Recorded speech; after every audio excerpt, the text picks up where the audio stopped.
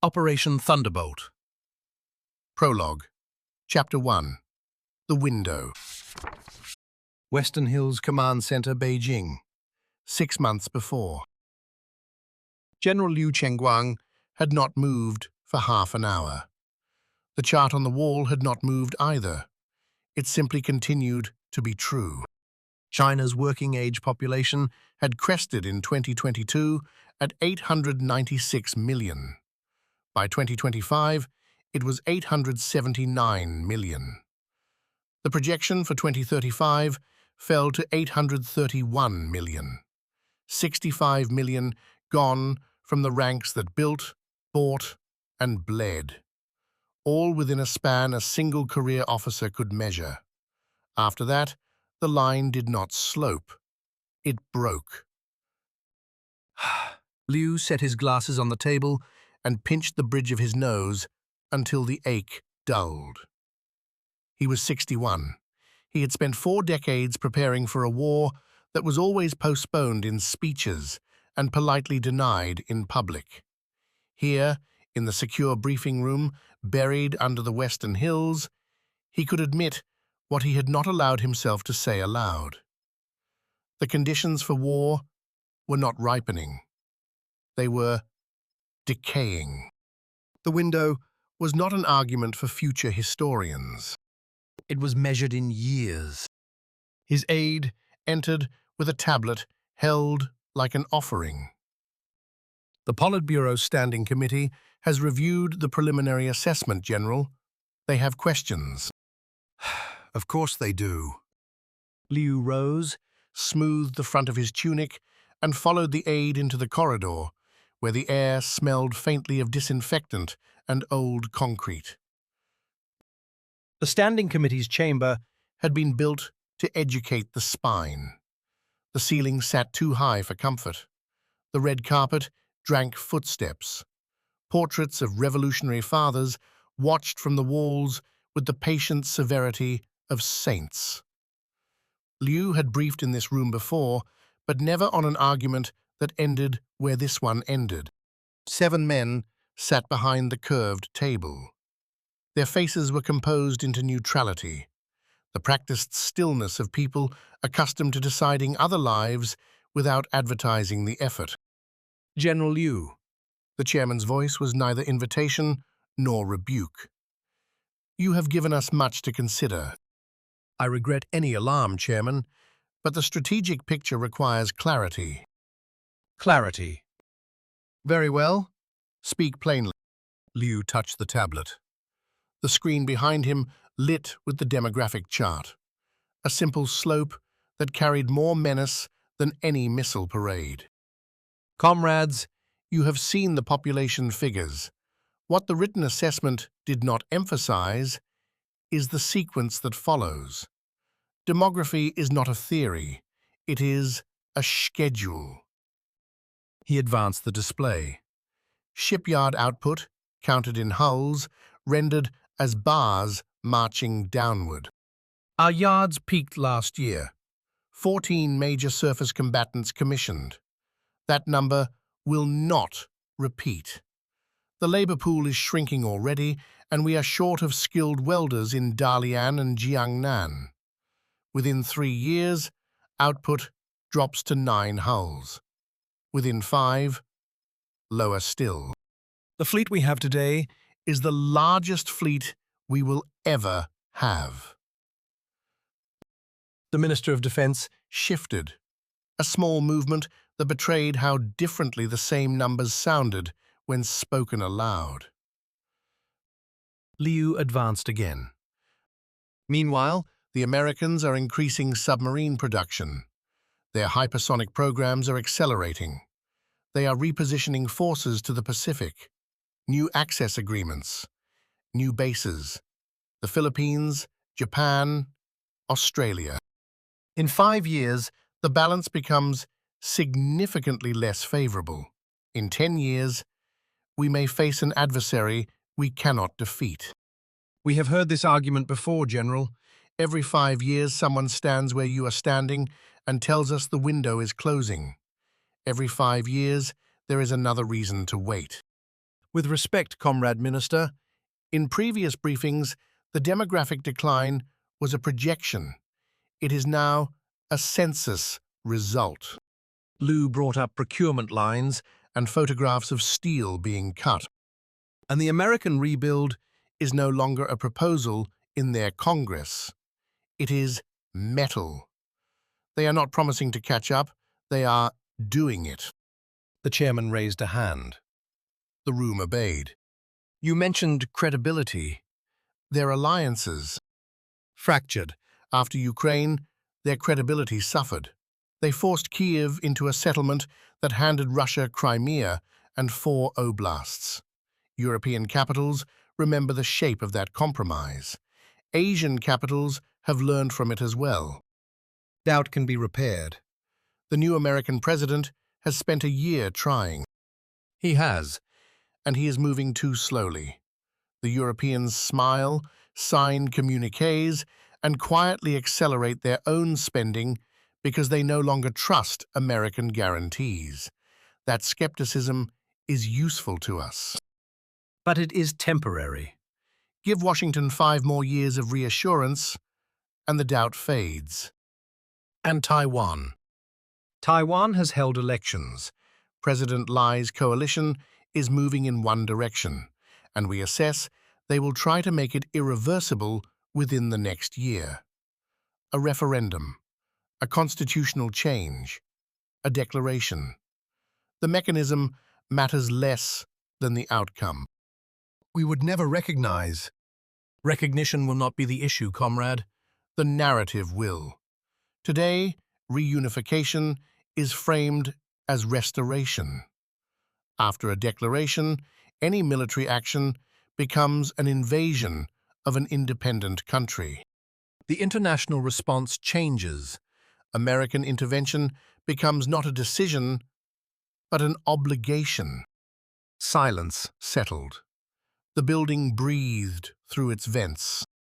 You are saying we must act before they make the move. I am saying the window is closing. Demographics, military balance, political reality, they converge on the same conclusion. If reunification is our objective, we have perhaps 18 months. After that, the costs become prohibitive, possibly impossible. And the Americans, what do? They will fight. That is the only point on which we can be certain.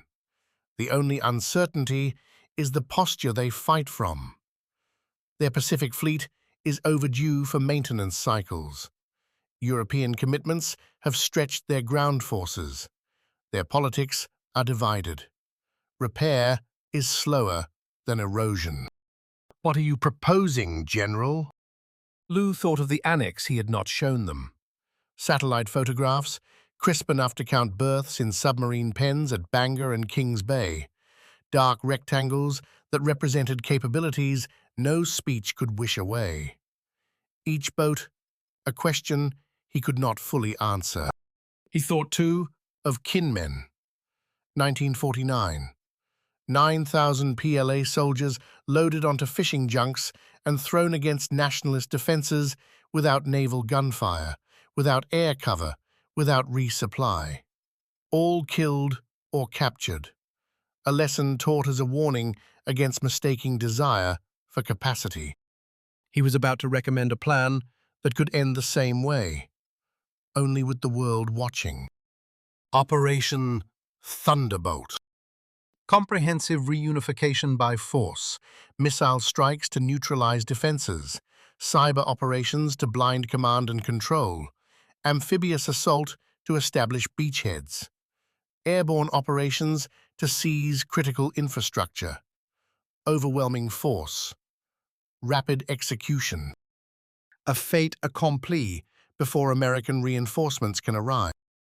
And if the Americans intervene anyway, they will. But intervention takes time. They cannot mass for a counteroffensive in less than 6 weeks. If we secure the island before then, Washington faces a choice. Accept the new reality, or wage a war of liberation across thousands of miles of ocean. History suggests They will choose pragmatism. History. Pearl Harbor was also supposed to present America with a new reality. Japan attacked alone, against an intact American industrial base, with no plan beyond the opening blow. We are not proposing to repeat their errors. Then what are you proposing that changes the outcome? That we do not fight alone. Glances passed around the table, brief and nearly invisible. Explain. Liu brought up a world map. Marked in red. Russia, North Korea, Iran. A diagram of trouble. The Americans cannot fight two major wars simultaneously. Their own strategy documents admit it. If forced to choose between Europe and Taiwan, they will hesitate, at least at first. We do not require paralysis forever. We require it long enough to establish facts on the ground. You are proposing an alliance. A coordination. Russia has its own grievances and ambitions.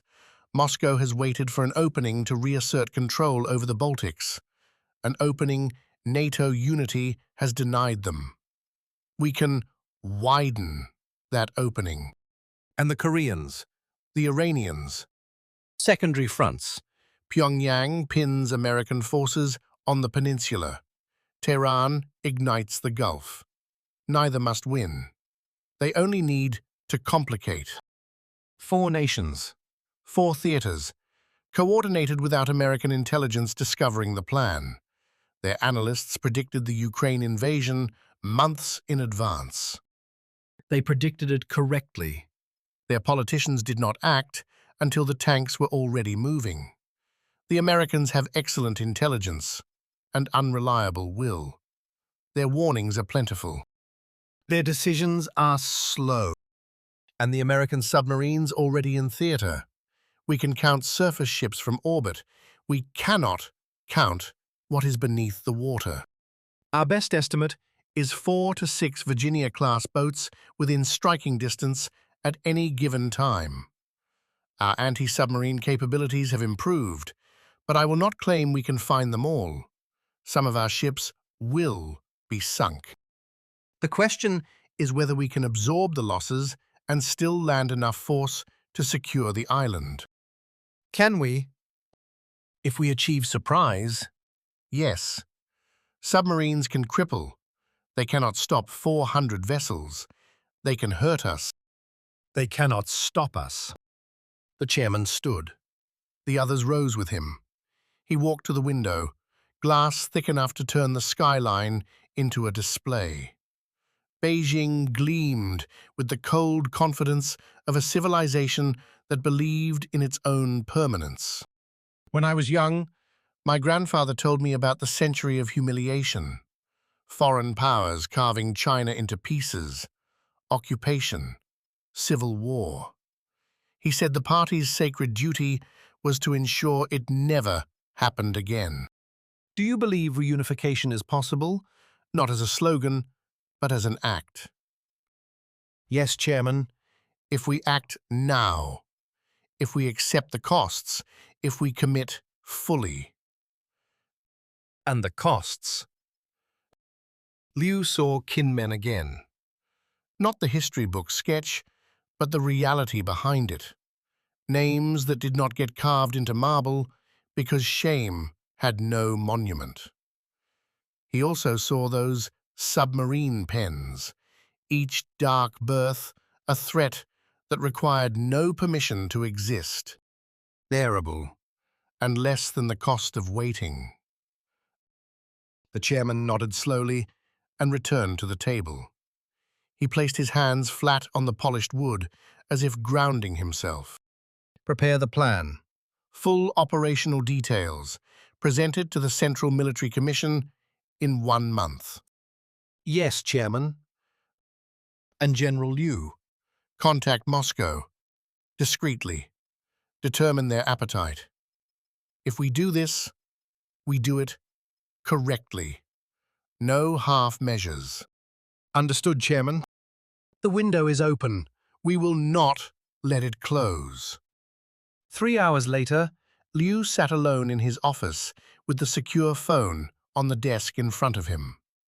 The number he was about to dial would connect him to a dacha outside Moscow, to a man he had met only twice at summits engineered to ensure nothing true was ever said. Now something true would be said. he lifted the receiver.